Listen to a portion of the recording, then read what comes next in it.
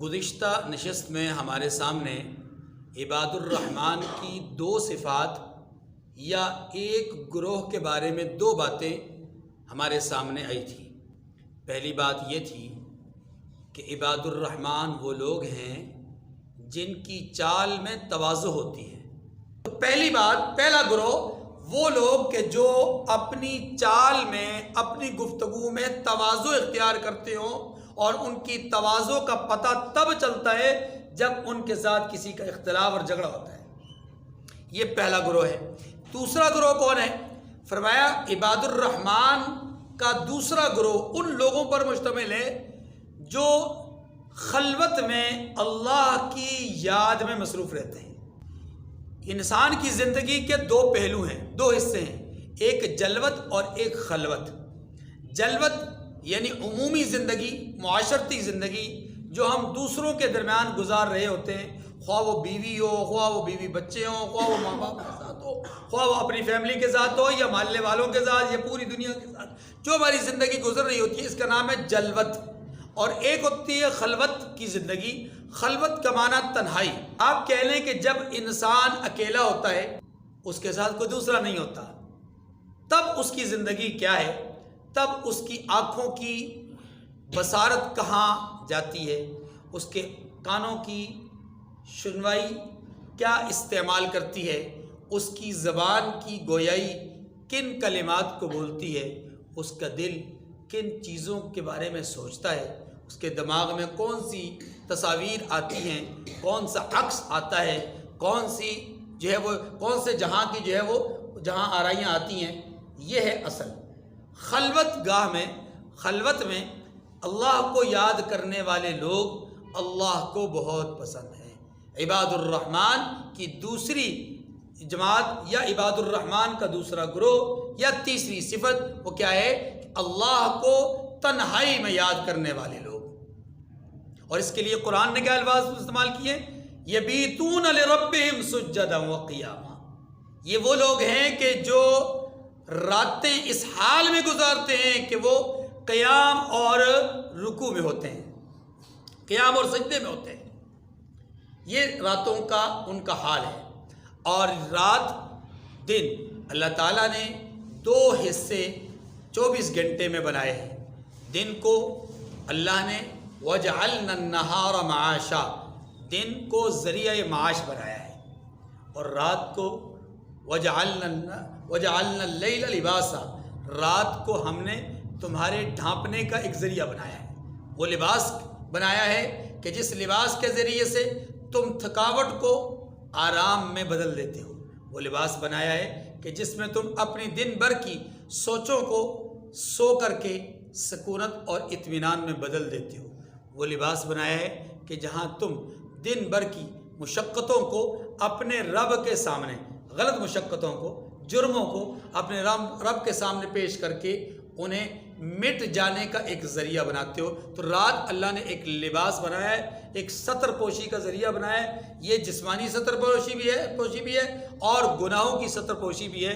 رات اللہ تبارک و تعالیٰ کی نعمتوں میں سے، جیسا کہ دن بہت بڑی نعمت ہے تو رات بھی ایک نعمت ہے۔ اس لیے اللہ رب العزت نے قرآن میں جا بجا رات اور دن دونوں کو اپنی نعمت اور اپنی قدرت اور اپنی آیات بتایا ہے کہ یہ میری نشانیوں میں سے ایک نشانی ہے، میری قدرت میں سے ایک قدرت ہے، اور اس دلیل میں سے ایک دلیل ہے۔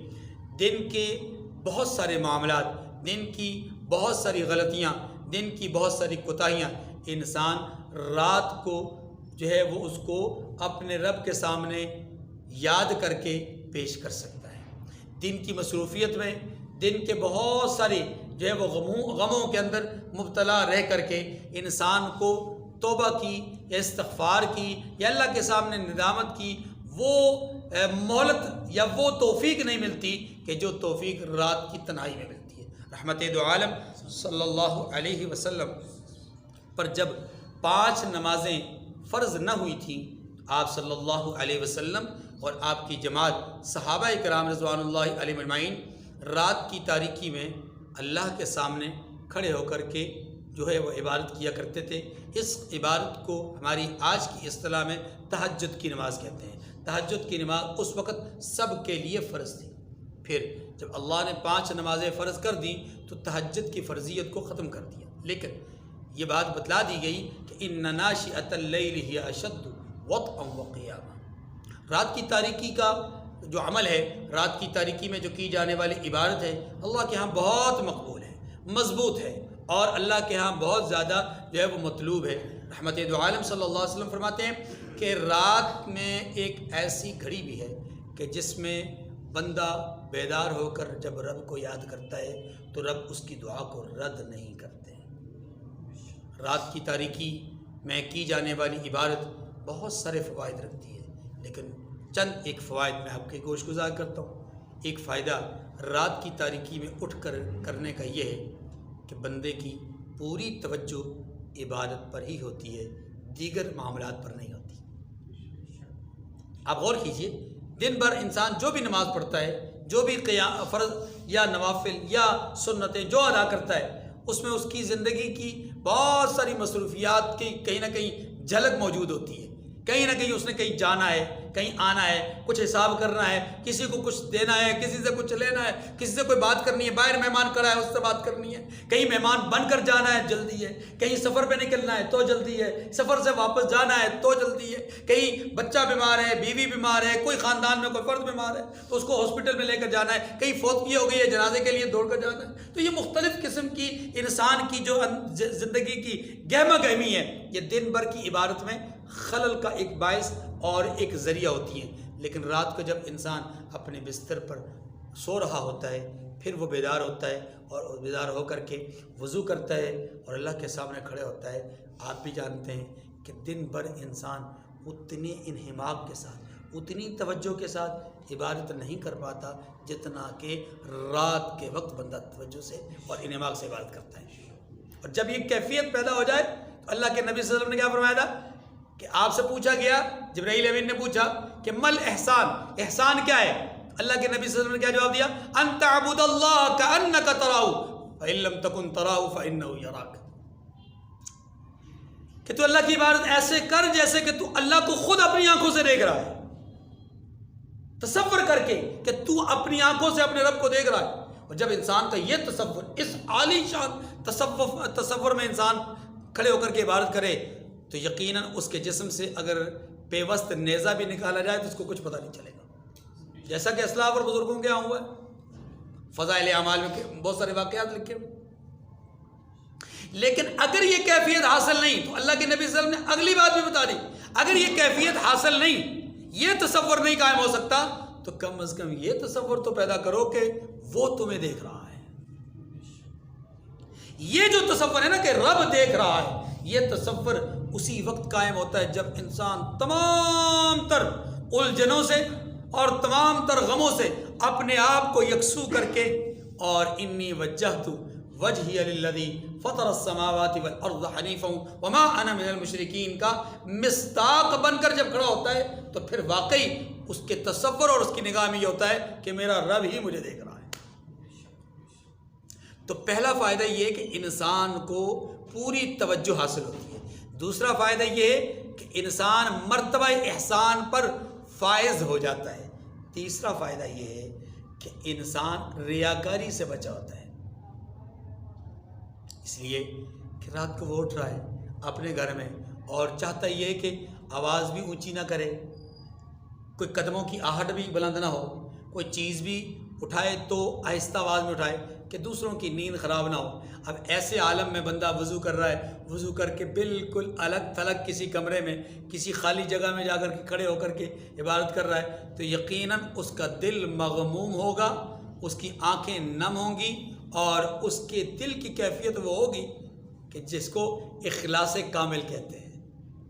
تتجافا جنوبہم عن المضاجع يدعون ربهم خوفا وطمعا، یہی وہ لوگ ہیں کہ جن کو اللہ رب العزت اس آیت کریمہ میں بشارتیں سناتے ہیں کہ یہ بڑے ہی میرے مقرب لوگ ہیں کہ انہوں نے اپنے پہلوؤں کو اپنے بستروں سے اپنے رب کے خوف اور اپنے رب کی سے لگائی ہوئی امید اور آس کے نتیجے میں بستروں سے اپنے پہلوؤں کو جدا کر دیا ہے۔ معمولی عبادت نہیں ہے، بڑی عبادت ہے۔ ریاکاری سے انسان بچ جاتا ہے، اخلاص کامل نصیب ہوتا ہے۔ رحمت دو عالم صلی اللہ علیہ وسلم ایسی ہی ایک کیفیت کو دیکھتے ہوئے، یعنی ایسی ایک کیفیت کو دیکھ رہے ہیں دو لوگوں کی۔ ایک فرد ہے رات کے وقت قرآن پاک کی تلاوت کر رہے ہیں اور ان کی تلاوت کی آواز مدھم ہے، کان لگا کے سننا پڑ رہا ہے۔ ایک دوسرے آدمی کو دیکھا تو ان کی آواز بہت بلند ہے، اونچی اونچی آواز سے قرآن پڑھ رہے ہیں۔ صبح نماز کے بعد آپ نے پوچھا ابو بکر آپ رات کو قرآن پڑھ رہے تھے تو میں نے بڑے غور سے سنا، پھر مجھے پتہ چلا کہ آپ قرآن پڑھ رہے ہیں، تو اتنی دھیمی آواز میں کیوں قرآن پڑھ رہے تھے؟ عرض کی کہ یا رسول اللہ جیسے سنانا چاہتا تھا یا جسے سنانا چاہتا ہوں وہ تو اتنی آواز بھی سن لیتا ہے، اس لیے اونچی آواز کی ضرورت نہیں تھی۔ دوسرے سے پوچھا عمر آپ اونچی اونچی آواز سے کیوں قرآن پڑھ رہے تھے؟ عرض کی یا رسول اللہ شیطان کو بھگانے کے لیے، سوئے ہوئوں کو جگانے کے لیے اونچی آواز سے پڑھ رہا تھا۔ اللہ کے رسول نے فرمایا ابو بکر تم تھوڑی سی آواز کو بلند کرو، عمر آپ تھوڑی سی آواز کو پست کرو۔ گویا رات کی تاریکی میں عبادت کرنے کا ایک فائدہ یہ ہے کہ بندہ اپنے دل کی آواز رب تک پہنچاتا ہے۔ عبادت کا بنیادی مقصد بھی یہی ہے، عبادت کا بنیادی مقصد بھی یہی ہے کہ من کی جو چاہت ہے، اندر کی جو بات ہے وہ اپنے رب سے کی جائے۔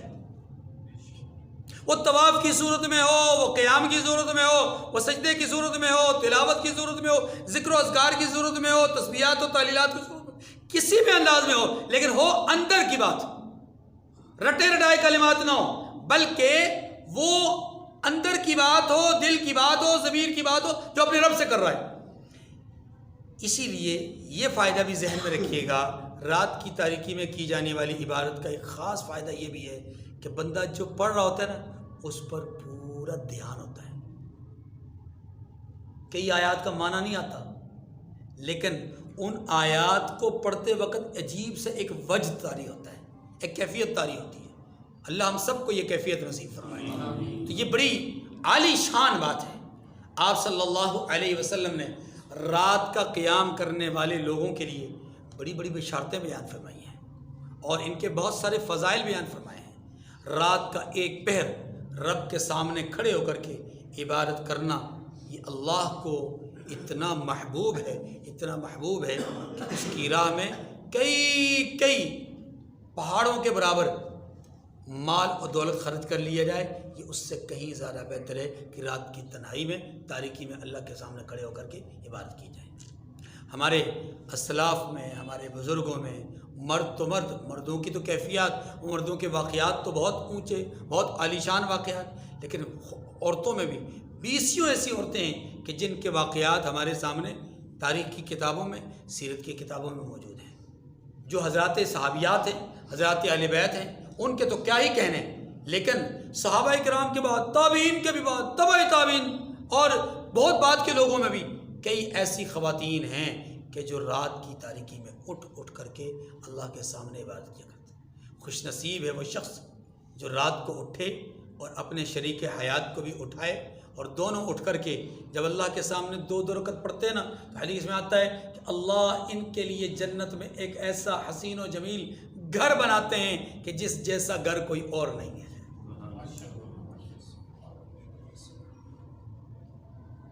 کتنے خوش نصیب ہیں وہ لوگ، ہاں جی، کتنا خوش نصیب ہے وہ خاوند جس کو اٹھانے والی اس کی بیوی ہو، اور کتنی ہی خوش نصیب ہے وہ عورت کہ جس کو اٹھانے والا اس کا خامد ہو۔ ایک دوسرے کے شانہ بشانہ، ایک دوسرے کو ساتھ لے کر کے رات کو عبادت کر رہے ہوں تو کتنا گھر کا بابرکت ماحول ہوگا۔ اللہ ہمیں توفیق نصیب فرمائے۔ دیکھیں والذین یبیتون لربہم سجدا وقیاما، اور جو اپنے پروردگار کے آگے سجدہ کر کے اور کھڑے رہ کر راتیں بسر کرتے ہیں، یعنی حالت قیام میں اور حالت سجود میں راتیں گزارتے ہیں۔ سجدہ اللہ کے ہاں بہت بڑی عبادت ہے، اور یہ اتنی بڑی عبادت ہے کہ ایک حدیث میں آتا ہے کہ جب بندہ اپنے رب کے ہاں، رب کے سامنے سجدہ ریز ہوتا ہے تو اللہ رب العزت کو اس بندے پر بہت پیار آتا ہے، بہت پیار آتا ہے، بہت ہی پیار آتا ہے۔ اتنا پیار آتا ہے کہ اللہ رب العزت ندا کرتے ہیں، آواز دیتے ہیں کہ میرے بندے مانگ کیا مانگنا چاہتا ہے۔ ایک اور روایت میں آتا ہے کہ جب بندہ اپنے رب کے سامنے سجدہ کر رہا ہوتا ہے تو گویا وہ رب کے 2 قدموں میں اپنا سر رکھ رہا ہوتا ہے، رب کے 2 قدموں میں اپنا.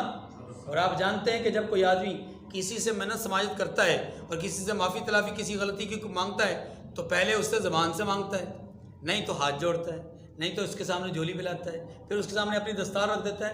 اور یہ تو انتہائی زیادہ عاجزی اور تذلل ہے کہ بندہ اس کے پاؤں میں گر جائے پر کہے کہ بھائی معاف کر دے.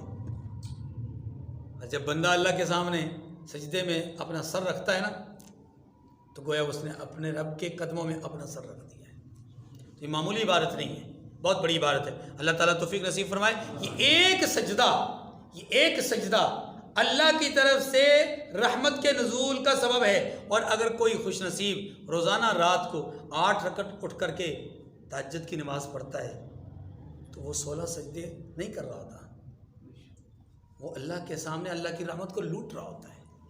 وہ چند لمحات نہیں گزار رہا ہوتا بلکہ اللہ کو اپنی طرف پورے متوجہ کر رہا ہوتا ہے. اور اللہ تو کہتے ہیں اللہ ان اللہ لا یضیع اجر المحسنین، اللہ نیکی کرنے والوں کے اجر کو ضائع نہیں کرتے. کیسے ہو سکتا ہے کہ بندہ رات کی تاریکی میں اٹھے جب سارے لوگ سو رہے ہوں، نماز بھی فرض نہ ہو، یہ عبادت بھی فرض نہ ہو، یہ کھڑے ہونا فرض نہ ہو، یہ رکوع اور سجود فرض نہ ہو، پھر بھی بندہ اٹھے اور اٹھ کر کے کہے میں نے اپنے رب کو راضی کرنا ہے، میں نے اپنے رب کو راضی کرنا. اور یہ کھڑے ہو کر کے 8 رکعت نماز پڑھتا ہے، یہ تہجد کی 8 رکعتیں پڑھتا ہے اللہ کو خوش کرنے کے لیے. اللہ رب العزت کا کیا اس پر پیار اور کیا اس پر رحمت نازل نہیں ہوگی؟ کیا عطاؤں اور بخششوں کی بارشیں نہیں ہوں گی؟ یقیناً ہوں گی. والذین یقولون ربنا اصرف عنا عذاب جہنم ان عذابها کان غراما. اللہ اکبر. انہا ساعت مستقرا و مقاما. یہ تیسرا گروہ ہے جی، عباد الرحمن کی تیسری جماعت ہے. تیسری جماعت کون سی ہے؟ ایک جماعت تو پہلے وہ ہے کہ جو عاجزی اختیار کرنے والے ہیں، دوسری جماعت وہ ہے کہ جو اللہ کے سامنے اپنی خلوت کو انتہائی قیمتی بنانے والے ہیں. تیسری جماعت وہ ہے کہ جو اللہ کے عذاب اور اللہ کی گرفت سے ڈرنے والے ہیں. اب یہ ایک صفت ایسی ہے کہ اس کے اندر ساری صفات موجود ہیں. جو رات کی تاریکی میں اللہ کے سامنے کھڑے ہونے والا ہوگا تو کیا آپ کا خیال ہے کہ وہ 5 نمازیں فرض ادا نہیں کر رہا ہوگا؟ جو رات کی تاریکی میں اللہ کے سامنے کھڑے ہونے والا ہو کیا وہ انفاق فی سبیل اللہ نہیں کر رہا ہوگا؟ کیا وہ دیگر عبادات اور معاملات کو نہیں کر رہا ہوگا؟ کیا وہ گناہوں سے بچے گا نہیں؟ کیا وہ اللہ کی جتنے احکامات ہیں فرائض ہیں ان کو پورا لا رہی؟ میں نے اس لیے عرض کیا کہ ایک جماعت اپنے وصف کامل کی وجہ سے دیگر تمام صفات کو اپنے اندر سموئے ہوئے. تو یہاں یہ تیسری جماعت ذکر ہو رہی ہے اور یہ تیسری جماعت ان لوگوں کی ہے کہ جو اللہ کے عذاب اور گرفت سے جو ہے وہ ڈرنے والے ہوں. کئی لوگ ایسے ہوتے ہیں کہ جن کی بڑی بڑی عبادات نہیں ہوتی، بڑی بڑی طاعتیں نہیں ہوتی، لمبے چوڑے نوافل نہیں ہوتے، ان کی گنتی کے اعتبار سے کوئی بہت زیادہ معاملات نہیں ہوتے، لیکن ان کا دل خوف الہی سے ہر وقت لرزتا رہتا ہے. اسی کی بنیاد پر وہ گناہ کبیرہ سے بچتے ہیں اور جو اللہ کے احکامات ہیں انہیں پورا کرتے ہیں، حرام سے بچتے ہیں اور حلال اختیار کرتے ہیں. بس یہ لمبا چوڑا کام نہیں ان کا، لیکن ہے وجہ کیا ہے؟ خوف خدا سے لرز جانا. یاد رکھیے یہ جس دور میں ہم زندگی گزار رہے ہیں، اس دور میں اگر کوئی آدمی اللہ کے احکامات کی بجاوری کرتا ہے، اس کی طرف سے منہیات سے بچتا ہے اور حلال کھاتا پیتا استعمال کرتا ہے اور حرام کے کھانے پینے اور استعمال کرنے سے بچتا ہے، یہ اس دور کا ولی اللہ ہے. یہ اس دور کا کیا ہے؟ ولی اللہ ہے. معمولی بات نہیں ہے، بہت بڑی بات ہے. بڑے بڑے اہل عبادت، بڑے بڑے نمازی، حجاج اور بڑے بڑے الحاج اور بڑے بڑے علماء اور بڑے بڑے صوفیاء، وہ بھی اس اندھیر نگری میں آ کر کے متاثر ہو جاتے ہیں. حلال اور حرام کی تمیز کرنے میں تھوڑا سا غلطاں ہو جاتے ہیں. اللہ کے احکامات کو پورا کرنے اور اس کی منہیات سے بچنے میں کئی ٹھوکر کھا جاتے ہیں. یہ معمولی بات نہیں ہے. یہ ولی اللہ کی نشانی ہے کہ اللہ کے احکامات کی بجا آوری کرے، اس کے منہیات سے بچے، حلال استعمال کرے، حرام سے بچے، نہ نوافل پڑھے، نہ بڑے کام کر سکے، نہ دوسری چیزیں گنتی میں زیادہ بڑھا سکے، لیکن اگر یہ 4 چیزیں اس کی زندگی میں ہوں تو یہ اس دور کا ولی اللہ ہے۔ اس لیے یہاں پر جو کیٹیگری بیان کی گئی وہ کیا بیان؟ والذین یقولون ربنا اصرف عنا عذاب جہنم، اٹھتے بیٹھتے چلتے پھرتے لب پر ایک ہی دعا ہے کہ پروردگار اپنی گرفت سے بچانا، اپنے عذاب سے بچانا، کہیں ایسا نہ ہو رسوا ہو جاؤں، کہیں ایسا نہ ہو کہ چہرے روح سیاہ بھی ہوں اور سفید روح بھی ہوں، اے اللہ اس دن کہیں مجھے روح سیاہی کا سامنا نہ کرنا پڑ جائے، اے اللہ کہیں اس دن مجھے جہنم کے عذاب اور اس کے کہیں جو ہے وہ کھولتے ہوئے پانی، کھولتی ہوئی پیپ یا بھڑکتے ہوئے شعلوں کا سامنا نہ کرنا پڑ جائے، اور سب سے بڑھ کر یہ کہ کہیں میری وجہ سے آقا صلی اللہ علیہ وسلم کو تکلیف نہ ہو۔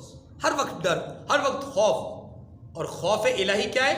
خوف الہی یہی ہے کہ میرا رب مجھ سے ناراض نہ ہو جائے۔ رسول کا خوف کیا ہے؟ کہ رسول کہیں ناراض نہ ہو جائے، ایسا عمل نہ کروں جس سے اللہ اور اس کے رسول ناراض ہو جائے۔ یہ خوف کا معنی یہ نہیں ہے کہ نعوذ باللہ اللہ تبارک و تعالیٰ کو ڈراؤنی ہستی ہیں، نہیں، خوف کا معنی یہی ہے کہ میرا رب کہیں مجھ سے ناراض نہ ہو جائے۔ آپ اپنے شیخ اور اپنے مرشد، اپنے استاد اور اپنے والد اور اپنے بزرگ کے حوالے سے اسی بات کا خوف اور ڈر رکھتے ہیں نا۔ آپ کو کوئی وظیفہ دیتے ہیں، کوئی کام کر دیتے ہیں، کوئی عمل کرنے کو کہتے ہیں، تو آپ کہتے ہیں کہ یہ کام نہ کیا تو میرے شیخ، میرے استاد، میرے بزرگ ناراض ہو جائیں گے۔ بس وہ ناراضگی کا ایک خوف ہوتا ہے، ورنہ آپ کو بھی پتہ ہے کہ مارنا تو نہیں انہوں نے، بس وہ جو ان کا چہرہ محبت سے آپ کی طرف پھرا کرتا تھا کہیں آپ کی طرف سے پھر نہ جائے، اس ڈر اور اس خوف کی وجہ سے آپ بجا آوری کرتے ہیں۔ اور یہی چیز اللہ رب العزت کے سامنے عبادت اور طاعت میں بھی ہے کہ اللہ کی عبادت اور اطاعت اسی لیے کرتے ہیں لوگ کہ اللہ ناراض نہ ہو جائے، کیونکہ قیامت کے دن اہل جنت کو جنت جب ساری نعمتیں دے دی جائیں گی تو آخری نعمت کیا ہوگی؟ اللہ کیا فرمائیں گے؟ اے میرے بندو، اس سے بڑھ کر بھی کچھ چاہیے؟ یا اللہ اس سے بڑھ کر اور کیا ہو سکتا ہے؟ ہر طرح کی نعمت تو دے دیے، یوں تمنا کرتے ہیں تو پھل پاس آ جاتا ہے، خواہش کرتے ہیں تو کھانے کی چیز قریب آ جاتی ہے، کیا چاہیے؟ 70 حوریں تو مل گئی، غلمان ہمارے ارد گرد سونے کی تشتریوں میں ہمارے سامنے جو ہے وہ ہماری خدمت پر موجود ہیں، اور ہم خود اونچے اونچے تختوں پر ہیں، تکیے لگائے ہوئے ہیں، اور یہاں پر ریشمی لباس، سونے اور چاندی سے بنی ہوئی اینٹیں کے بنے ہوئے محلات، اور ہیرے جواہرات سے جڑے ہوئے جو وہ دیواریں، پروردگار اور کیا چاہیے؟ جواب آئے گا کہ میرے بندو، ان سب سے بڑھ کر میں تمہیں ایک نعمت دینے لگا ہوں۔ یا اللہ وہ کون سی نعمت ہے؟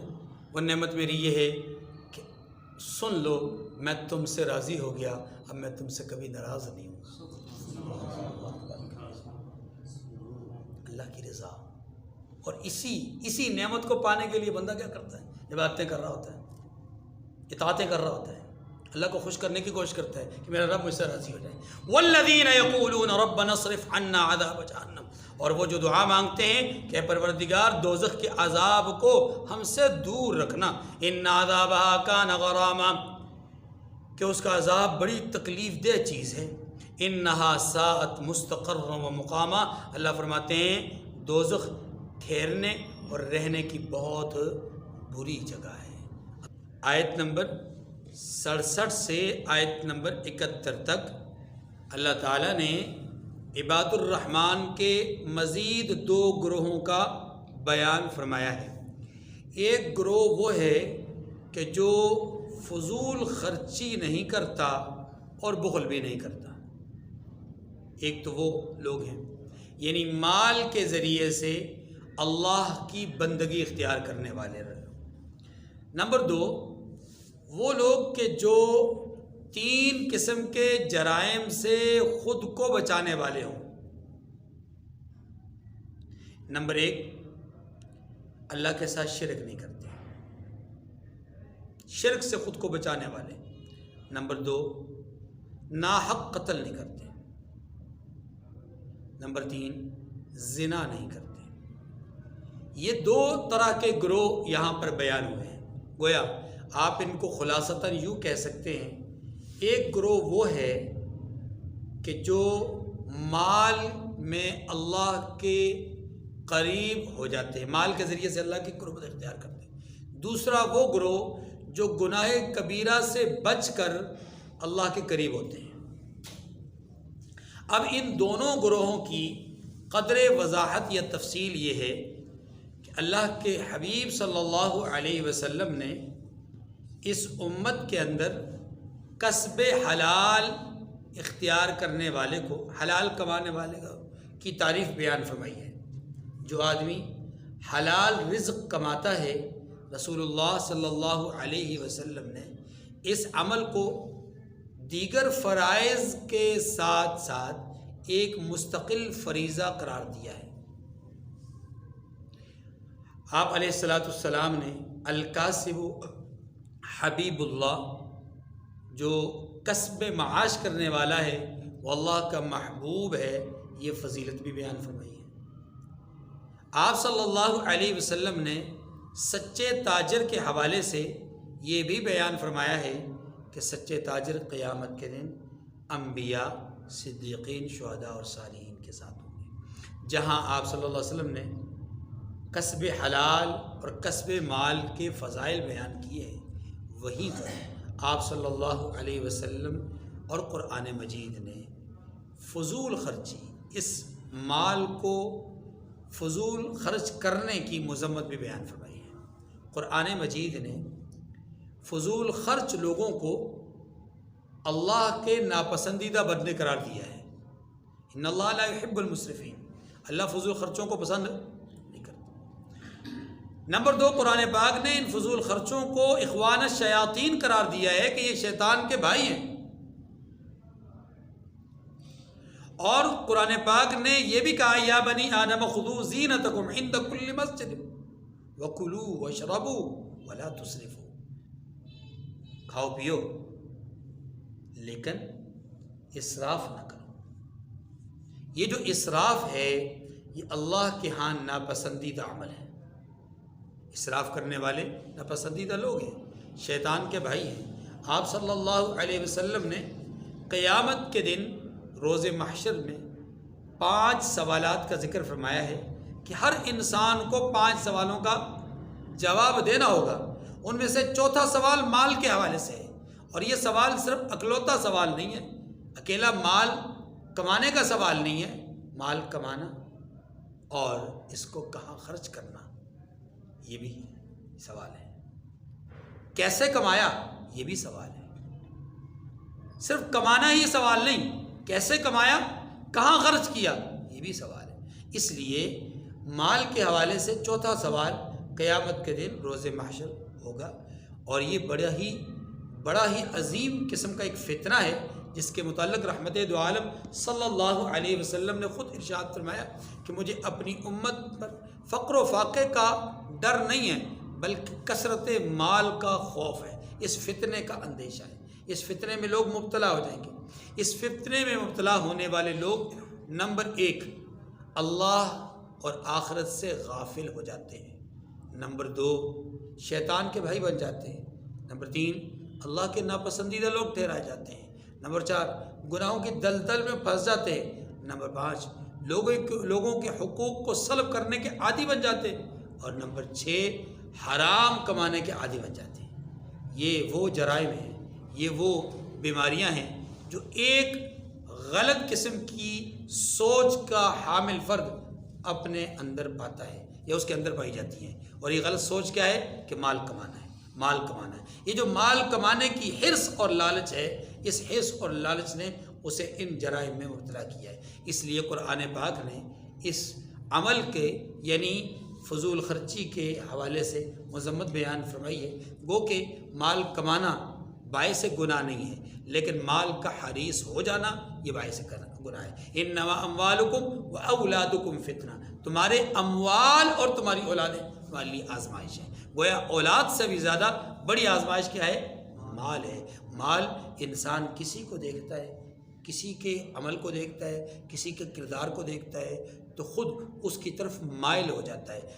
اللہ کا قرآن کہتا ہے قارون کا واقعہ بیان کرتے ہوئے کہ وہ لوگ جو کہ دنیا کے حریص تھے، وہ قارون کے اس پروٹوکول کو دیکھ کر کے، اس چال چلن کو دیکھ کر کے اور اس کی دولت کی ریل پیل کو دیکھ کر کے کہنے لگے یا لیت لنا مثل ما اوتی قارون، ہمیں بھی قارون کی طرح خزانہ کیوں نہیں مل جاتا، کاش ہمیں بھی ملتا، کاش ہمیں بھی اس طرح کی دولت حاصل ہوتی۔ اللہ پاک نے اس جملے کو ان لوگوں کا جملہ قرار دیا کہ جو دنیا کے دل دادا تھے، دنیا پرست تھے اور دنیا کی ہوس میں مبتلا تھے، اور ایسے ہی لوگ جب اپنی ہوس کی لالچ اور ہوس میں مبتلا ہو کر کے اس دنیا کی لالچ کی انتہا کو پہنچتے ہیں تو پھر قرآن کہتا ہے افرأیت من اتخذ الہہ ہوا، کہ آپ نے ان کو نہیں دیکھا جنہوں نے اپنی خواہشات کو ہی اپنا معبود بنا لیا۔ گویا انسان دنیا کی اس دولت کے پیچھے پڑ کر کے، اس لالچ میں غرق ہو کر کے انسان اپنی خواہشات کا بندہ بن جاتا ہے۔ یاد رکھیے دولت کمانا ممنوع نہیں ہے، دولت کو غلط طریقے سے کمانا ممنوع ہے، دولت کی حرص ممنوع ہے، دولت کی لالچ میں آخرت کو بھلا دینا ممنوع ہے، دولت کی لالچ میں اللہ کی یاد سے غافل ہو جانا ممنوع ہے، ورنہ دولت بذات خود کوئی معیوب چیز نہیں ہے، دولت بذات خود کوئی غلط چیز نہیں ہے۔ کیوں؟ اسی لیے کہ اس دولت سے جہاں پر برائی اختیار کی جاتی ہے وہیں یہ دولت انسان کو ترقی، روحانی عروج نصیب کرتی ہے۔ یہ دولت انسان کو بہت ساری نیکیوں میں شمولیت کا جو ہے وہ موقع دیتی ہے۔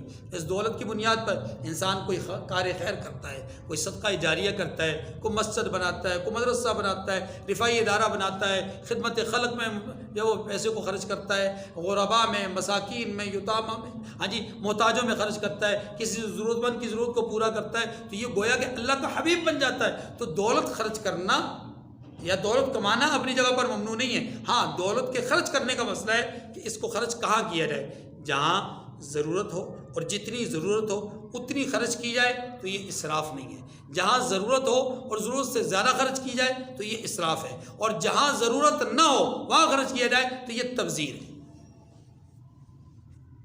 فرق سمجھ گئے؟ ایک اسراف ہے، ایک تبذیر ہے۔ اسراف کہتے ہیں جہاں ضرورت ہے لیکن اس ضرورت کی جگہ پر ضرورت سے زیادہ خرچ کر دیا۔ کھانا انسان کی ضرورت ہے، کھانا انسان کی ضرورت ہے، 4 آدمی بیٹھے ہوئے ہیں ایک جگہ پر، وہاں وہ کھانا کھانا چاہتے ہیں تو وہ کھائیں، اچھا پیٹ بھر کے کھائیں، کوئی ممنوع نہیں، لیکن اتنا منگوائیں جتنا ضائع نہ ہو، اتنا آرڈر کریں جس کو وہ ضائع نہ کریں، جس کو کھا سکیں، بس وہ کھا لیں تو کوئی قابل گرفت بات نہیں ہے۔ لیکن اگر وہ آرڈر کریں بہت زیادہ لوگوں کو دکھانے کے لیے کہ ہمارے ٹیبل پہ بہت زیادہ ہے، شادی کی تقریبات میں یہی ہوتا ہے، پہننے والے لباس میں عمومی طور پہ یہی ہوتا ہے کہ برانڈڈ جو ہے وہ سوٹ اور برانڈڈ ویسٹ کوٹ اور برانڈڈ جو ہے وہ سویٹر اور جرسی اور جو ہے وہ کوٹ اور اپر وغیرہ یہ چیزیں پہنی جاتی ہیں، اور ان کی قیمت عام اشیاء کی قیمت کی نسبت 3-4 گنا زیادہ ہوتی ہے۔ کیا ہے جی؟ اس کے اوپر ٹیگ لگا ہوا ہے، کیا اس کے اوپر اسٹیکر لگا ہوا ہے، کیا اس کے اوپر ایک مہر اسٹیمپ لگی ہوئی ہے کہ جناب یہ برانڈڈ ہے۔ یاد رکھیے اس چکر میں آ کر کے قوم نے اپنے سرمایہ کا بہت بڑا حصہ ناجائز اور غلط جگہ پہ خرچ کر۔ تو آیت نمبر 67 میں یہ بتایا گیا ہے کہ وہ جب خرچ کرتے ہیں تو نہ بے جا اڑاتے ہیں اور نہ وہ تنگی کو کام میں لاتے ہیں، بلکہ اعتدال کے ساتھ ضرورت سے زیادہ نہ کم انفاق یعنی جب خرچ کرتے ہیں تو اس میں وہ اسراف نہیں کرتے، البتہ بخل بھی نہیں کرتے۔ اب بعض لوگ یہ سمجھتے ہیں کہ اسراف نہیں کرتے، فضول خرچی نہیں کرنی چاہیے، تو اس کا مطلب پیسے کو روک کے رکھنا چاہیے، خرچ ہی نہیں کرنا چاہیے، یہ بھی گناہ ہے۔ اللہ کے نبی صلی اللہ علیہ وسلم نے فرمایا کہ بخل سے بڑی بیماری کون سی ہے؟ گویا یہ وہ اتنی خسیس قسم کی بیماری ہے کہ انسان خود تو بخل کرتا ہی ہے، لیکن کہیں کوئی خرچ کرنے والا اس کو نظر آئے اس پر بھی اس کو غصہ آتا ہے کہ کیوں خرچ کر رہا ہے، یہ کیوں اللہ کے راستے میں دے رہا ہے، یہ کیوں مسجد بنا رہا ہے، یہ کیوں مدرسہ بنا رہا ہے، یہ کیوں کسی جگہ پہ جو ہے وہ رفاعی اداروں میں کام کر رہا ہے، یہ کیوں کسی غریب اور یتیم کو دے رہا ہے، اگر اس نے دے دیا تو محلے میں میں بھی رہتا ہوں مجھے بھی دینا پڑے گا۔ یہ بخیل آدمی یہاں تک سوچتا ہے، وہ اس کو بھی روکنا چاہتا ہے، اس کے راستے میں بھی رکاوٹ ڈالنا چاہتا ہے، اور یہی کام مشرکین مکہ کیا کرتے تھے، مشرکین مکہ یہی کام کیا کرتے تھے۔ جہاں شراب کباب پر خرچ کرنا ہوتا مل کر زیادہ سے زیادہ خرچ کرتے، جہاں کسی رفائی کام میں خرچ کرنے کی باری آتی تو ایک خرچ کرتا تو دوسرے اس کو ترچھی نگاہوں سے دیکھا کرتے، بھائی کیا کر رہا ہے تو، کہاں خرچ کر رہا ہے، یہ کوئی خرچ کرنے کی جگہ ہے؟ یہاں تیرا کون سا نام و نشان بنے گا، یہاں تیرے کون سی شہرت ہوگی؟ کیونکہ دیکھیے بات یہ ہے کہ جب تک آپ کے دل میں ایمان نہیں آتا، جب تک اللہ کا خوف نہیں آتا، جب تک اللہ کا تذکرہ نہیں آتا، اللہ کی یاد نہیں آتی، اس وقت تک آپ کے دل میں مال کی محبت ہوگی، اعمال کی قدر نہیں ہوگی، مال کی محبت ہوگی۔ تو مال کی قدر اور محبت کو نکالنے کے لیے اعمال کی قدر پہچاننا ضروری ہے، اور جس کے لیے عمل ہو رہا ہے اس کی قدر اور محبت اور معرفت پیدا کرنا ضروری ہے۔ تو اس لیے یاد رکھیے کہ جہاں پر فضول خرچی ممنوع ہے وہیں پر بخل بھی ممنوع ہے۔ وَلَا تَجْعَلْ يَدَكَ مَغْلُولَةً إِلَىٰ عُنُقِكَ، قرآن پاک نے یہاں بھی کہا ہے اسی فضول خرچی کو جس کو تبذیر کو، جس کو شیاطین کے بھائی ہونے کی جو ہے وہ مہر تصدیق ثبت کی ہے کہ ایسا آدمی جو تبذیر سے کام لے رہا ہے وہ شیطان کا بھائی ہے، اسی کے فوراً بعد کیا کہا، وَلَا تَجْعَلْ يَدَكَ مَغْلُولَةً إِلَىٰ عُنُقِكَ، بخل کی وجہ سے اپنے ہاتھوں کو اپنی گردن پر یوں باندھ کے مت رکھ۔ کیا مطلب ہے؟ مطلب یہ اپنے ہاتھوں کو کشادہ کرو۔ یہود کہا کرتے ہیں وقالت الیہود ید اللہ مغلولہ، اللہ کے ہاتھ بندھے ہوئے، اللہ پاک نے فرمایا بل یداہ مبسوطتان، اللہ کے ہاتھ تو کھلے۔ تو اپنے ہاتھوں کو کھولنا یہ سخاوت کا کنایا ہے کہ سخی بنو، سخاوت اور چیز ہے، فضول خرچی اور چیز ہے۔ اللہ پاک فرماتے ہیں والذین لا يدعون مع اللہ الہ، اچھا وکان بین ذلک قواما، اس کا مطلب یہ ہے کہ اعتدال کے ساتھ ضرورت سے کم بھی نہیں زیادہ، یہ گویا ہر چیز میں اسلام نے اعتدال کا حکم دیا، اعتدال کی ترغیب دی ہے، اعتدال اختیار، حتیٰ کہ مسمیانہ روی کو شریعت نے عبادات کے اندر بھی ہمیں سمجھایا ہے کہ میانہ روی عبادات کے اندر بھی ہونی چاہیے۔ والذین لا يدعون مع اللہ الہا آخر ولا يقتلون النفس التي حرم اللہ الا بالحق ولا يزنون، اور وہ جو اللہ کے ساتھ کسی اور کو معبود نہیں پکارتے، یعنی اللہ کے ساتھ کسی اور کو شریک، شرک، ان الشرک لظلم عظیم، شرک سب سے بڑا گناہ ہے، بہت بڑا گناہ ہے، اتنا بڑا گناہ ہے ان اللہ لا یغفر ان یشرک بہ ویغفر ما دون ذلک، اللہ شرک کے علاوہ ہر گناہ کو معاف کر سکتے ہیں لیکن شرک کو معاف کریں گے نہیں، شرک کو معاف کریں گے نہیں، یہ اللہ کا اٹل فیصلہ ہے۔ اگلی بات وَلَا يَقْتُلُونَ النَّفْسَ الَّتِي حَرَّمَ اللَّهُ إِلَّا بِالْحَقِّ، اور جس جاندار کو، جس جان کو مار ڈالنا اللہ نے حرام کیا ہے اس کو قتل نہیں کرتے مگر جائز طریق پر، یعنی شریعت کے حکم کے مطابق قتل کرتے ہیں، شریعت کے حکم کے خلاف قتل نہیں کرتے۔ میں بھی وضاحت کرتا ہوں۔ دیکھیے قتل نفس یہ دو طرح سے ہوتا ہے، ایک قتل حق اور ایک قتل ناحق۔ قتل حق کیا ہے؟ قتل حق کی تین صورتیں ہیں۔ نمبر ایک، کوئی مسلمان نعوذ باللہ اسلام چھوڑ کر مرتد ہو جائے تو شریعت کہتی ہے 3 دن تک مہلت دی جائے گی، اگر 3 دن میں یہ رائے حق پر واپس نہ آئے تو شریعت کا حکم یہ ہے، شریعت کے مطابق پھر یہ ہے کہ اس آدمی کو، اس مرتد کو قتل کیا جائے گا۔ تو یہ جو قتل ہوگا یہ قتل حق ہے، ناحق نہیں۔ نمبر 2، وہ آدمی جس کے ہاتھ سے کوئی دوسرا آدمی مسلمان یا ذمہ قتل ہو جائے اور یہ قتل بھی اس نے جان بوجھ کے کیا ہو، اس قاتل کو اگر مقتول کے ورثاء قصاص کا مطالبہ کریں تو شریعت کے مطابق اس کو قصاصاً قتل کیا جائے گا، یہ قتل حق کی دوسری قسم ہے۔ نمبر 3، کوئی مسلمان شادی شدہ ہو اور زنا کے جرم میں مبتلا ہو جائے اور اس پر جرم ثابت ہو جائے تو شریعت مطہرہ کہتی ہے اس شادی شدہ زانی زناکار کو رجم کر کے قتل کیا جائے گا، سنسار کیا جائے گا، کنکر مار مار کے قتل کیا جائے گا۔ یہ قتل حق کی تیسری صورت ہے۔ اس کے علاوہ کوئی قتل حق نہیں ہے۔ جتنے بھی قتل ہیں وہ قتل کیا ہیں؟ ناحق قتل ہے۔ وہ قتل کیا ہے؟ یہ انفرادی قتل کی بات ہو رہی ہے، جنگ کی بات نہیں ہو رہی۔ جہاد کی بات نہیں ہو رہی، کفر اور اسلام کے مقابل میں لڑائی اور جھگڑے کی بات نہیں ہو رہی، وہاں تو بات اور ہے. یہاں عمومی زندگی کی بات کر رہے ہیں، انفرادی زندگی کی بات. انفرادی طور پر کسی مسلمان کے کسی انسان کے قتل کرنے کی یہ 3 صورتیں. اب اس کے علاوہ کی جتنی صورتیں ہیں وہ صورتیں کیا ہے؟ ناحق. اب کوئی انسان کسی انسان کو ناحق قتل کرتا ہے تو شریعت مطالعہ کے نزدیک اس نے شرک کے بعد سب سے بڑا گناہ کیا ہے. قتل ناحق کیا ہے؟ شرک کے بعد سب سے بڑا گناہ ہے.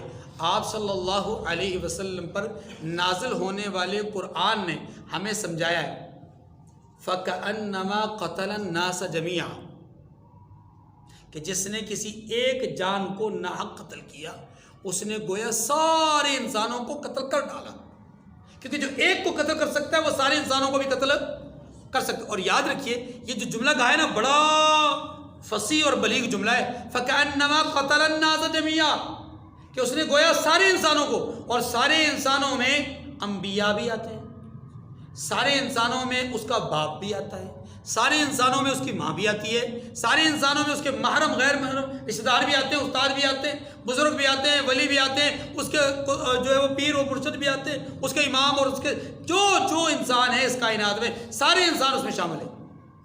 تو گویا یہ انبیاء کا قاتل ہے، یہ اپنے والدین کا قاتل ہے، اپنی اولاد کا قاتل ہے، اپنے بہن بھائیوں کا قاتل ہے، اپنے جو ہے وہ قریبی رشتہ داروں کا، دور کے رشتہ داروں، سب کا قاتل ہے.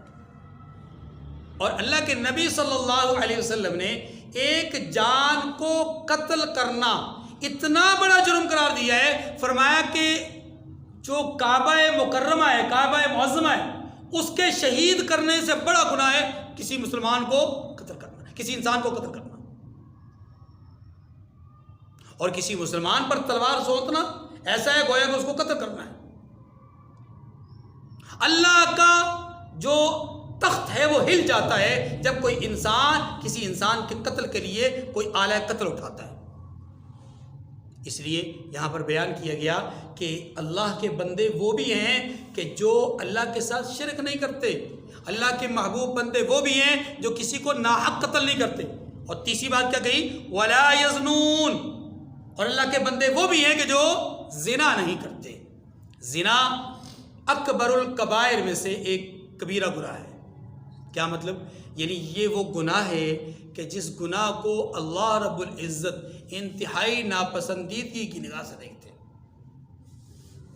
اس گناہ کی خجالت اور رذالت کو مد نظر رکھتے ہوئے اللہ پاک نے اس گناہ سے منع نہیں کیا، بلکہ اس گناہ کی مبادی سے، اس گناہ کے اساس سے، اس گناہ کی طرف رغبت پیدا کرنے والی جو ذرائع اور اسباب ہیں ان سے منع کیا ہے. وَلَا تَقْرَبُوا الزِّنَا، منع نہیں کیا یوں کہ وَلَا تَزْنُوا، تم زنا مت کرنا، حالانکہ وَلَا تَقْتُلُوا ہے کہ تم قتل مت کرنا.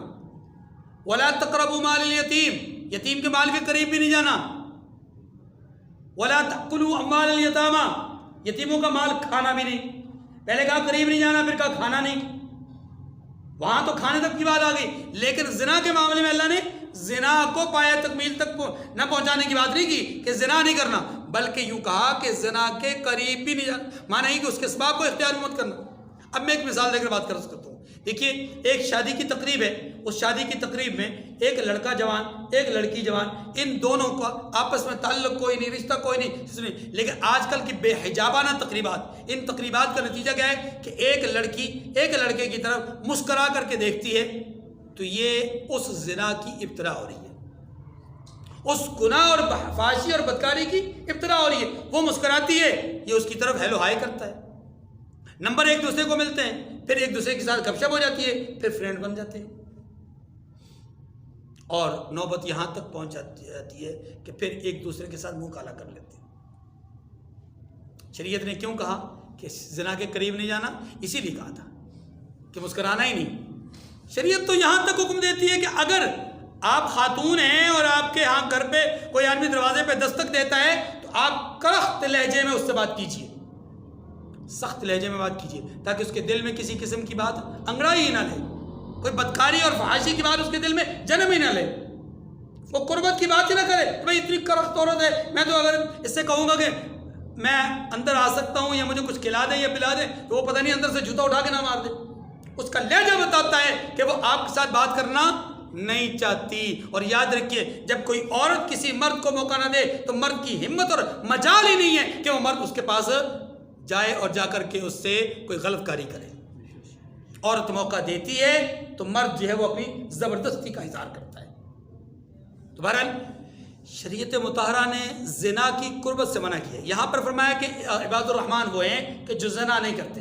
اب ایک بات صرف ذہن میں کھٹکتی ہے، بلکہ کل ایک دوست نے ایک بات پوچھی، کچھ بات چل رہی تھی اس طرح کے معاملات، شرعی حدود پہ بات چل رہی تھی. اس دوران انہوں نے ایک بات کہی کہ مجھے ایک بات سمجھ میں نہیں آ رہی حافظ صاحب کہ یہ جو شریعت نے زنا کی سزا مقرر کی ہے، کسی اور جرم کی سزا مقرر نہیں کی، کچھ بات سمجھ میں نہیں آ رہی.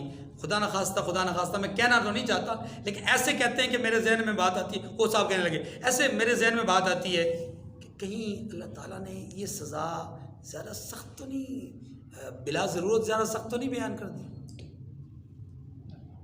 حالانکہ شراب ہے، ام الخبائث ہے، اور یہ ہے وہ ہے فلانا، قتل ہے، اس سے پہلے جرم کر رہا ہے، لیکن ان کی بھی ایسی سزائیں نہیں جیسی اس کی سزا ہے. سنسار کرنا، سنسار کرنا کوئی معمولی سزا نہیں ہے. ایک ایک کنکر انسان کے جسم پر زخم کریدتا ہے، اور جب تک وہ مرتا نہیں اسے حکم یہی دیا گیا اس کو کنکر مارتے رہو. اب اگر اس کی موت 2 گھنٹے تک نہیں لکھی ہوئی تو 2 گھنٹے تک اس کو کنکر مارے جاتے رہیں گے. اور ایک بندہ مارے گا بھی نہیں، سر عام مارا جائے گا، اور جتنے لوگ موجود ہوں گے سارے ماریں گے. اور سب سے پہلے وہ مارے گا جس نے فیصلہ دیا ہے، قاضی مارے گا سب سے پہلے. اللہ اکبر. تو مجھے کہنے لگے یہ کچھ، میں نے کہا بھائی بات یہ ہے تھوڑا سا اگر ہم قرآن پاک کا مطالعہ ہمارا ہو تو ہمارے ذہن میں یہ بات وسوسہ نہیں آ سکتا. وجہ قرآن پاک نے زنا کے سد باب کے لیے ہمیں پورا ایک شیڈیول دیا ہے، پورا ایک نظام دیا ہے. دیگر جرائم سے روکنے کے لیے اتنا بڑا شیڈیول نہیں دیا جتنا اس جرم سے بچنے کے لیے شیڈیول دیا ہے. کیسے؟ سب سے پہلے شریعت یہ کہتی ہے کہ آپ کسی کے ہاں جائیں تو اجازت لے کر جائیں. عام لوگوں کو کہا گیا، اور جو محرم ہیں ان کو بھی کہا گیا کہ گھر کے اندر جو خاص کمرے ہیں، مرد اور عورت کے جو خاص کمرے ہیں، ان کمروں میں بھی تم محرم ہو کر کے بھی بلا اجازت مت جاؤ. اور خاص طور پہ 3 اوقات میں تو بالکل نہیں جانا جب تک اجازت نہ ملے. پھر اس اجازت طلب کرنے کے بعد شریعت اگلی بات کیا کرتی ہے؟ شریعت اگلی بات یہ کرتی ہے کہ یہ رشتہ دار ہیں جن سے پردہ نہیں ہے، یہ وہ لوگ ہیں جن سے پردہ ہے. یہ دوسرا بند باندھ دیا. پھر تیسرا بند باندھنے کے لیے شریعت نے کہا عمومی زندگی میں ظاہر ہے کسی عورت کا مرد کے سامنے، کسی مرد کا عورت کے سامنے آنا جانا ہو سکتا ہے، تو شریعت نے بتا دیا کہ مرد اپنی نگاہوں کی حفاظت کریں، عورتیں اپنی نگاہوں کی حفاظت کریں. پھر شریعت نے چوتھے نمبر پر یہ بھی بتایا کہ اگر کئی مرد اور عورت ایسے ہیں کہ جو ایک دوسرے کو ایک دیکھ سکتا ہے دوسرا نہیں دیکھ سکتا، تو شریعت نے یہاں پر بھی کہا ہے کہ جو نہیں دیکھ سکتا وہ تو اپنی جگہ پر معذور ہے، لیکن جو دیکھ سکتا ہے اس کو پردہ کرنا چاہیے دیکھنے والے کا، یعنی نہ دیکھ پانے والے کا، نابینا کا. جیسا کہ عبداللہ ابن ام مکتوم رضی اللہ تعالیٰ عنہ والی وہ حدیث ہے کہ آپ تشریف لائے، حضور علیہ السلام نے ازواج مطہرات سے فرمایا پردہ کرو. انہوں نے عرض کی کہ یا رسول اللہ کیا وہ نابینا نہیں ہے؟ آپ نے کیا فرمایا؟ افعم یاوانی انتما، کیا تم دونوں بھی نابینا ہو؟ وہ تو نابینا ہے لیکن تم تو نابینا نہیں ہو نا، آپ تو پردہ کرو. تو معلوم یہ پھر شریعت یہ کہتی ہے کہ بچے جب بالغ ہو جائیں ان کے نکاح میں جلدی کرو، تاخیر نہ کرو. خاص طور پر اگر کوئی عورت بیوہ ہو جائے جس نے شادی کے یہ ایام جو ہے وہ گزارے ہوں، اس عورت کے نکاح کرنے میں تاخیر مت کرو، اس کا جلدی سے نکاح کر دو اگر وہ نکاح کی طلب رکھتی ہے. ہاں عمر کے اس حصے میں پہنچ گئی کہ جہاں پر نکاح کی طلب نہیں ہے تو وہ الگ بات ہے. پھر شریعت یہ کہتی ہے کہ آپ بے حجابانہ ایک دوسرے کے سامنے آنا جانا چھوڑ دو.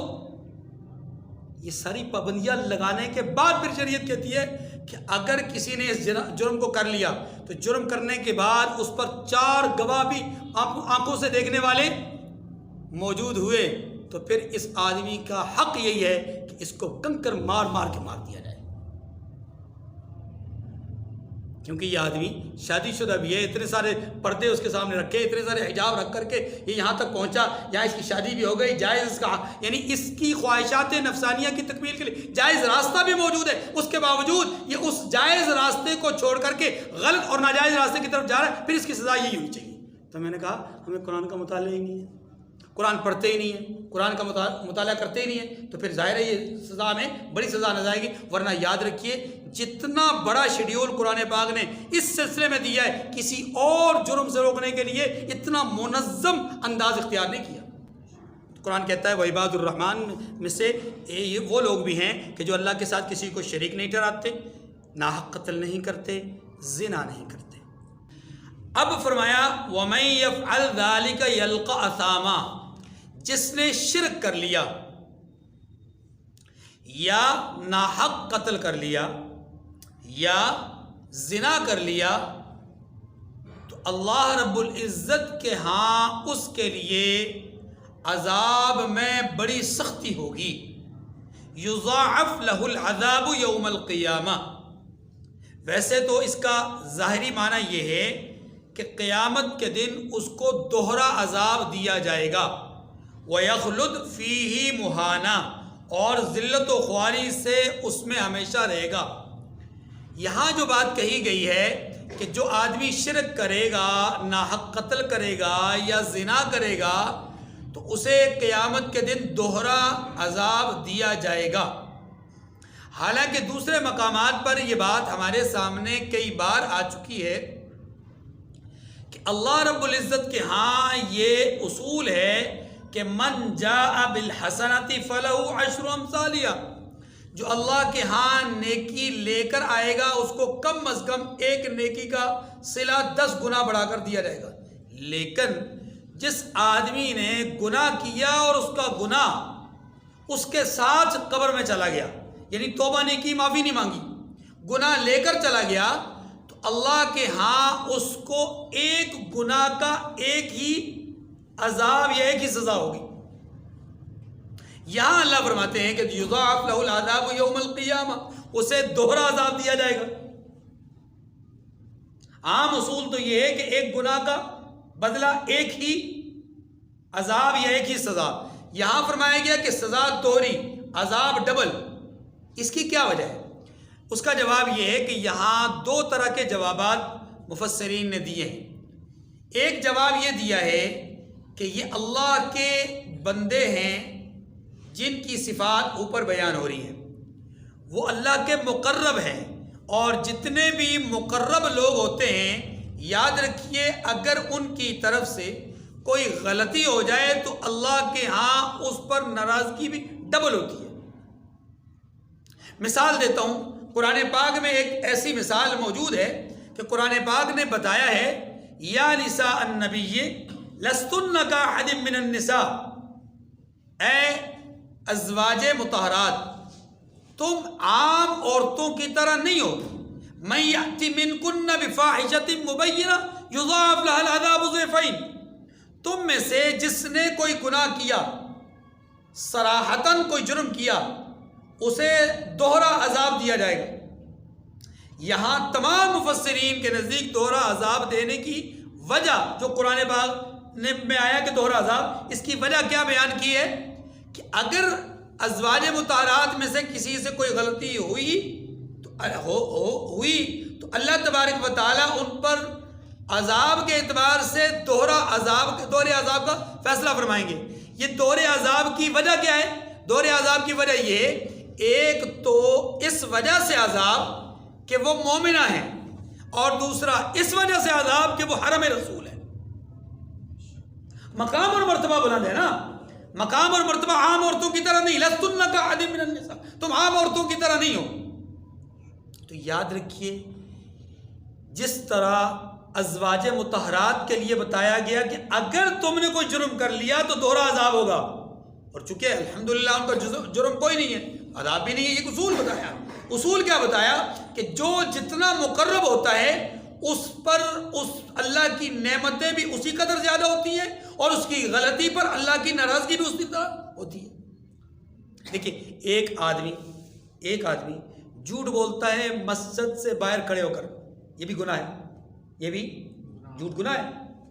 لیکن اگر وہ مسجد میں کھڑے ہو کر کے جھوٹ بولے گا تو گناہ کیا ہوگا؟ دوہرا ہوگا. ایک اس وجہ سے کہ اس نے جھوٹ بولا، دوسرا اس وجہ سے کہ مسجد کے تقدس کو پامال کیا. اتنی بات سمجھ گئی. تو مفسرین نے لکھا ہے کہ یہاں اللہ ذوالجلال نے جو بات فرمائی کہ ان لوگوں کو، کن لوگوں کو؟ عباد الرحمن کو، جو اللہ کے بڑے مقرب تھے، اللہ کے بہت قریب تھے. اگر ان میں سے کوئی آدمی جو اللہ کا قریب ہو گیا پھر شرک کر گیا، قریب ہو کر پھر ناحق قتل کر گیا، قریب ہو کر زنا کر گیا، اللہ فرماتے ہیں ان کے لیے پھر عذاب دوہرا ہوگا. کیوں؟ اس لیے کہ ایک تو اس وجہ سے کہ یہ مومن تھے، ایک تو اس وجہ سے کہ یہ مومن کو یہ گناہ نہیں کرنے چاہیے تھے، اکبر الکبائر ہیں، بڑے گناہ ہیں، نہیں کرنے چاہیے. لیکن دوسرا اس وجہ سے دوسرا عذاب اس لیے ہوگا کہ یہ تو اللہ کے مقرب تھے، مومن ہونے کے ساتھ ساتھ اللہ کے مقرب بھی تھے.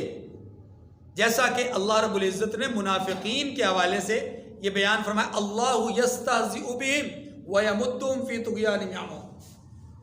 اللہ ان کے ساتھ مذاق کرے گا، اللہ ان کے ساتھ ٹھٹھا کرے گا. کیوں؟ اس لیے کہ انہوں نے دنیا میں کلمہ پڑھ کر مسلمانوں کو دھوکہ دیا، کلمہ پڑھ کر خود کو دھوکہ دیا، کلمہ پڑھ کر رب کو دھوکہ دینے کی کوشش کی.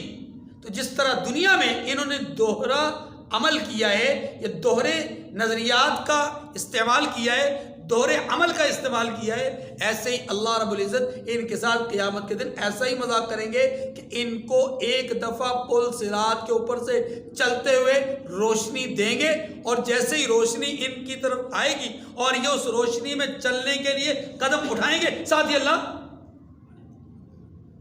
روشنی کو ختم کر دیں گے، یہ پھر وہیں کھڑے ہو جائیں گے. یہ ہے ان کے ساتھ مذاق.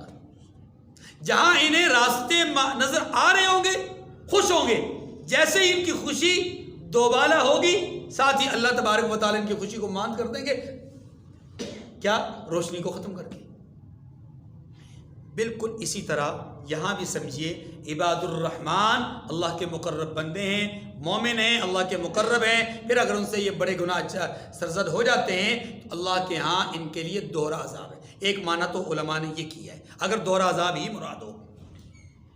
دوسرا جواب بعض مفسرین نے دیا اور وہ یہ دیا ہے کہ یہاں دوہرا عذاب مراد نہیں ہے، سخت عذاب مراد ہے. یعنی عذاب ڈبل نہیں ہوگا، عذاب سخت ہوگا. اس سخت عذاب کو دوہرے عذاب سے تعبیر کیا گیا. جیسا کہ کسی کو آپ اگر یہ کہتے ہیں کہ بھائی اگر آپ نے یہ غلطی کی تو آپ کو میں سخت سزا دوں گا، آپ کو میں کیا دوں گا؟ سخت سزا دوں گا. ایک لفظ ایک یہ ہوتا ہے کہ بھائی تیری سزا ڈبل ہوگی، بات وہی ہے لیکن رخ اور انداز بدل گیا ہے. تیری سزا ڈبل ہوگی یا تجھے جو ہے وہ سخت عذاب دوں گا. تو یاد رکھیے کہ یہاں پر اللہ رب العزت ان جرائم کا ارتکاب کرنے والوں کے بارے میں کیا ارشاد فرما رہے ہیں کہ انہیں سخت عذاب ہوگا. اور اگر دوہرا عذاب ہو تو اس کی وجہ یہ کہ یہ مومن تھے اور اللہ کے نیک بندے. دیکھیے وَمَن يَفْعَلْ ذَلِكَ يَلْقَ أَثَامًا، فرمایا کہ یہ جو یہ کام کرے گا اسے سخت گناہ میں مبتلا ہوگا. یضاعف له العذاب یوم القیامہ، قیامت کے دن اس کو دوہرا عذاب ہوگا. ویخلد فیہ مہانا، اور ذلت اور خواری سے اس میں ہمیشہ رہے گا. یعنی اس عذاب میں ہمیشہ ذلت اور خواری کے ساتھ رہے گا. اب یہ بات ذرا سمجھیے، یہاں دو باتیں ہیں، ایک یہ کہ ذلت اور خواری کے ساتھ عذاب، اور دوسرا یہ کہ ہمیشہ والا عذاب. اب سوال یہ ہے کہ جس آدمی نے شرک کیا وہ تو جہنم میں ہمیشہ رہا، یہ بات سمجھ میں آتی ہے. لیکن جس آدمی نے ناحق قتل کیا یا زنا کر لیا الیاذ باللہ، اس کا ہمیشہ جہنم میں رہنا سمجھ میں نہیں آتا. کیوں؟ اس لیے کہ یہ تو مسلمان ہے، اور مسلمان کے لیے احادیث مبارکہ میں آتا ہے کہ مسلمان کو جہنم میں اگر ڈالا جائے گا تو اس کی صفائی ستھرائی کے لیے صاف ستھرا ہو جائے گا تو اسے نکال کر کے جنت میں بھیج دیا جائے گا. کافر ہمیشہ جہنم میں رہے گا، مومن جہنم میں ہمیشہ. اب قرآن تو کہتا ہے وَيَخْلُدْ فِيهِ مُهَانًا، یہ ہمیشہ رہیں گے اس میں، اور ذلت اور خواری والے عذاب کے ساتھ رہیں گے. اب یہ ہے وہ بات کہ جس کو اہل علم سے سیکھنا ضروری ہے. آپ ترجمہ پڑھ کر کے یہ بات سمجھ نہیں سکتے. ذہن آپ کا جو ہے وہ ڈگمگا جائے گا، کیا بات ہے، کہیں تو کچھ کہا جا رہا ہے، کہیں کچھ کہا جا رہا ہے. تو جواب سمجھیے. دیکھیے جب کوئی آدمی ناحق قتل کرتا ہے تو اس کے ناحق قتل کرنے کے پیچھے دو طرح کے نظریات کا امکان ہے. ایک یہ کہ وہ جوش انتقام میں آ کر، غضب میں آ کر، غصے میں آ کر کے یہ ناحق قتل کر لیتا ہے، لیکن بوقت قتل بھی وہ اس کو جائز نہیں سمجھتا، قتل کرنے سے پہلے بھی اس کو جائز نہیں سمجھتا، اور قتل کرنے کے بعد بھی اس پر خوش نہیں ہے، بلکہ افسوس کرتا ہے کہ مجھ سے جرم سرزد ہو گیا ہے. ایک یہ نظریہ ہے. ایک نظریہ اس آدمی کا ہے کہ جو ناحق قتل کر رہا ہے اور ناحق قتل کرنے کو اپنے لیے حق سمجھ رہا ہے کہ اس کا مارنا میرے اوپر واجب ہے، اس کا مارنا میرے لیے حلال ہے، اس کا مارنا مجھ پر ضروری ہے. یہ جو تصور ہے نا، یہ جو نظریہ ہے، یہ نظریہ کفریہ نظریہ ہے. کیونکہ اللہ کے حرام کو حلال سمجھنا، اللہ کے حلال کو حرام سمجھنا کفر ہے. یہاں اس نے ایک حرام چیز کو اپنے لیے حلال جانا. زنا کا عمل بھی اسی طرح ہے کہ ایک آدمی زنا کا عمل کرتا ہے، ارتکاب کرتا ہے العیاذ باللہ، اور اس کا نظریہ اور اس کی سوچ یہ کہ گناہ ہے، غلط عمل ہے، لیکن وقتی طور پر وہ اپنے جذبات پر قابو نہیں پا سکا، خواہشات نفسانیہ پر قابو نہیں پا سکا، اور یہ جرم کر بیٹھا. جرم کرنے کے بعد تنہائی میں جا کر کے سٹ پٹا گیا، تو یہ آدمی مومن ہی ہے، گناہگار ہو گیا ہے، مومن ہے لیکن. دوسرا وہ آدمی کہ جو کہتا ہے کہ نہیں یار زنا کیوں حرام ہے، بھائی بیوی کے ساتھ بھی تو ضرورت پوری کی جاتی ہے، کسی اور کے ساتھ کر لیا تو کیا جرم ہے، کون سا گناہ ہے، میں اس کو گناہ نہیں سمجھتا نعوذ باللہ. اگر اس طرح کا تصور کوئی آدمی کر لیتا ہے تو پھر یہ کیا ہو جاتا ہے، کافر ہو جاتا ہے. اب سمجھیں، قرآن پاک یہاں یہ کہتا ہے وَيَخْلُدْ فِيهِ مُعَانَةً، جو عباد الرحمن کی صف سے نکل کر کے شرک کرتے ہیں، ناحق قتل کرتے ہیں، زنا کرتے ہیں، وہ جہنم میں ہمیشہ رہیں گے. یہ ان کے لیے ہے جو شرک کی طرح قتل ناحق کو اپنے لیے حلال سمجھتے ہیں، شرک کی طرح زنا کو اپنے لیے حلال سمجھتے ہیں. گویا اللہ کے حرام کو جنہوں نے حلال کر دیا، فرمایا یہ رسوا کن عذاب کے ساتھ جہنم میں ہمیشہ پڑے رہیں گے. یہ ہے مطلب یہاں پر ان لوگوں کے متعلق نہیں ہے جو مومن ہیں، ان کا ایمان ہے کہ زنا برا ہے، ان کا ایمان ہے کہ ناحق قتل گناہ کبیرہ ہے، ایمان ہے، پھر ان سے گناہ ہو جاتا ہے تو اس گناہ کے ارتکاب کی وجہ سے وہ ہمیشہ جہنم میں. کیونکہ یاد رکھیے جہنم میں ہمیشہ رہنا یہ کافر کا حق ہے، مومن کے لیے یہ فیصلہ نہیں. ایک بات. دوسری بات یہ ہے کہ اللہ رب العزت رسوا اور ذلت اور رسوائی والی بات یاد رکھیے، مومن کو جہنم میں ڈالا جائے گا تو ذلت اور رسوائی کے لیے نہیں ڈالا جائے گا. مومن جتنا مرضی بڑا گناہگار ہو، جتنا زیادہ عرصہ وہ جہنم میں رہے، لیکن یاد رکھیے اسے ذلت اور رسوائی والا عذاب نہیں دیا جائے گا، اسے ذلت اور ذلیل اور رسوا کرنے کے لیے جہنم میں نہیں ڈالا جائے گا، بلکہ مومن کو جہنم میں ڈالا جائے گا صرف صفائی کے لیے. کس کے لیے؟ آپ دیکھتے ہیں گھر میں، اب تو خیر معمول ذرا کم ہو گیا ہے، پرانے وقتوں میں خواتین کپڑے دھویا کرتی تھیں تو کپڑے دھونے کے لیے صابن لگا کر کے اس کے اوپر ایک ڈنڈے سے برسات کرتی تھی، اچھے خاصے ڈنڈے برساتی تھی. ڈنڈے برسانے کا مطلب قطعاً کپڑوں کو پھاڑنا نہیں تھا، ڈنڈے برسانے کا مطلب کیا ہوتا تھا، کپڑوں کی صفائی تھا، کپڑوں کی صفائی مقصود ہوتی تھی. مومن کو دنیا کے اندر حد جاری ہوتی ہے، تعزیر اس پر نافذ ہوتی ہے، اگر شرعی قانون اس پر نافذ کیا جائے تو یاد رکھیے اس کا مقصد بھی مومن کی صفائی ہوتی ہے کہ دنیا میں ہی اس کے گناہ دھل جائیں، یہ اللہ کے ہاں پاکیزہ ہو کر کے جائے. لیکن اگر دنیا میں اس کے گناہ نہیں دھلتے تو آخرت میں اللہ رب العزت چاہے تو اپنے فضل سے بغیر گناہوں کو دھلے، اپنی رحمت سے ان کو جنت میں بھیج دے، یا پھر اللہ رب العزت اپنے قانون قدرت کے مطابق ان کی صفائی کے لیے ان کو جہنم میں ڈال دے. تو یاد رکھیے مومن جہنم میں جائے گا صفائی ستھرائی کے لیے، نہ کہ ذلت و رسوائی کے لیے. تو یہاں پر جو بات کہی گئی کہ ذلت و رسوائی کے ساتھ وہ ہمیشہ جہنم میں رہیں گے، یہ وہ لوگ ہوں گے کہ جنہوں نے اس دنیا میں یہ جرم کرتے ہوئے ان جرائم کو حلال سمجھا، ان جرائم کو. اب اگلی بات فرمایا الا من تاب وآمن وعمل عملا صالحا فاولئک یبدل اللہ سیئاتہم حسنات وکان اللہ غفورا رحیما. مگر جس نے توبہ کی اور ایمان لایا، لفظ پہ غور کر لیں، جو بات میں نے پہلے کی ہے بالکل ہی اسی کی تشریح ہے. جس نے حرام کو حلال جانا کافر ہو گیا نا. اب اللہ کیا کہتے ہیں؟ اگر اس نے توبہ کر لی اور ایمان لے آیا، یعنی اپنے عمل بد پر اور اپنے نظریہ بد پر شرمندہ ہوا کہ اس جیسا عمل کرنے سے بھی توبہ طائب ہو گیا اور اس جیسا نظریہ اپنانے سے بھی توبہ طائب ہو گیا، اور توبہ طائب ہونے کے بعد اگلا جملہ کیا ہے؟ وَعَمِلَ عَمَلًا صَالِحًا، اور اچھا عمل کیا. یعنی اب کی بار وہ کیا کر رہا ہے؟ اچھے اعمال کر رہا ہے. اللہ فرماتے ہیں فَأُولَٰئِكَ يُبَدِّلُ اللَّهُ سَيِّئَاتِهِمْ حَسَنَاتٍ. اللہ کی مہربانیاں بھی تو دیکھیں نا، اللہ کی شان بھی دیکھیں. لمحے بھر پہلے یہ پکا ٹھکا جہنمی ہو گیا تھا، لمحہ بھر پہلے یہ ذلت و رسوائی والے عذاب کا مستحق بن رہا تھا، لیکن اب توبہ طائب ہونے کے بعد، ایمان کی حالت میں آ جانے کے بعد، عمل صالح کر جانے کے بعد، اللہ کیا کہتے ہیں؟ اس کے گناہوں کو بھی میں نیکیوں سے بدل دوں گا. یہ ہے رب. کوئی پوچھ نہیں سکتا کہ مولا کریم تو نے ایسا کیوں کیا. مولا کریم آپ نے اس کے گناہوں کو نیکیوں میں کیوں بدلا؟ کس قانون کے تحت بدلا؟ کس فلسفے کے تحت بدلا؟ کس منطق اور کس چیز کے تحت بدلا؟ کس دلیل کے تحت؟ اللہ کو کوئی پوچھ، اللہ کے سامنے کوئی انگشت کھڑی نہیں کر سکتا، اللہ کے سامنے کوئی لب کشائی نہیں کر سکتا. اللہ کی قدرت، اللہ کی طاقت. وَكَانَ اللَّهُ غَفُورًا رَحِيمًا. اور آخری جملہ کیا ہے؟ اللہ تو معاف کرنے والا ہے، رحم کرنے والا ہے. کوئی معافی مانگ کے تو دیکھے، بخشش طلب کر کے تو دیکھے، کوئی مغفرت طلب کر کے تو دیکھے، تو غفور ہے، رحیم ہے. وَمَن تَابَ وَعَمِلَ صَالِحًا، فرمایا اور جو توبہ کرتا ہے اور نیک عمل کرتا ہے، فَإِنَّهُ يَتُوبُ إِلَى اللَّهِ مَتَابًا، بے شک وہ اللہ کی طرف رجوع کرتا ہے. جس نے توبہ کی وہ گویا کہ اللہ کی طرف رجوع کر رہا ہے، اور جو اللہ کی طرف رجوع کرے اس کا نتیجہ کیا ہے؟ جو اللہ کی طرف رجوع کرے اللہ کبھی اسے راندہ درگاہ نہیں بناتے، رسوا نہیں کرتے.